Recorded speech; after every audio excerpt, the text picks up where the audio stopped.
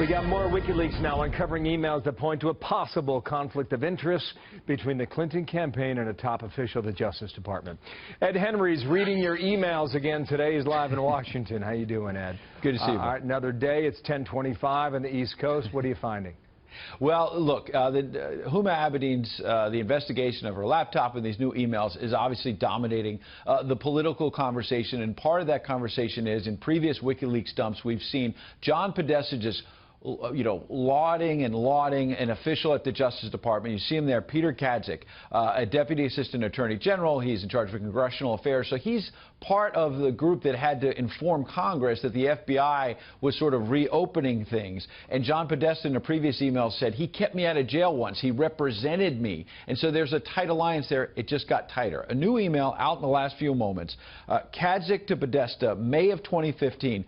Giving him a, quote, heads up that there's an oversight hearing on the Hill today where the head of our civil division will testify, likely to get questions on State Department emails. He goes on to say the State Department just got another FOIA request, Freedom of Information. That's likely to come up in 2016. Okay, maybe this sounds like routine stuff, this heads up. But you know what? Kadzik did not send it from his Justice Department email. He sent it from his Gmail to John Podesta's Gmail, as if this was offline and not going to be kept by public records. Why was this contact between Justice, which has been obviously overseeing this FBI probe for months and months and months, even before the recent events, connecting with John Podesta? Interesting.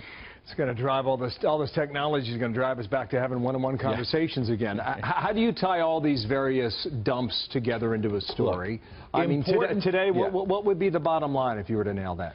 The bottom line is there was an email yesterday where John Podesta was talking about let's dump this out there as quickly as possible. Let's dump it. And some people thought he meant delete. The campaign says he was talking about getting the emails out when the New York Times story broke. Okay, fine. That may have been what John Podesta was saying as campaign chairman. But look at the timeline. The opposite happened in terms of more disclosure. The story breaks in the New York Times that she used a private account. Podesta and Mook themselves have a conversation that night where Podesta says, did you know the full extent of this? Mook, no. As if the top guys were in the dark. March 4th, they reveal the private server by the Associated Press.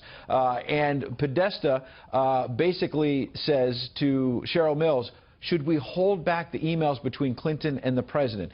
Then Clinton gets a subpoena that same day, March 4th, from Trey Gowdy on the Hill. March 5th, Philippe Reines talks about the emailer-in-chief. Clinton is in a very good place.